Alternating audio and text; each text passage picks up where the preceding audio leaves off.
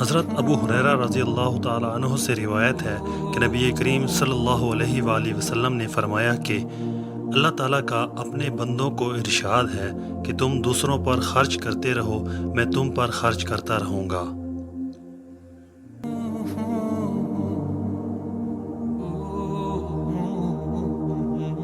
तशरीह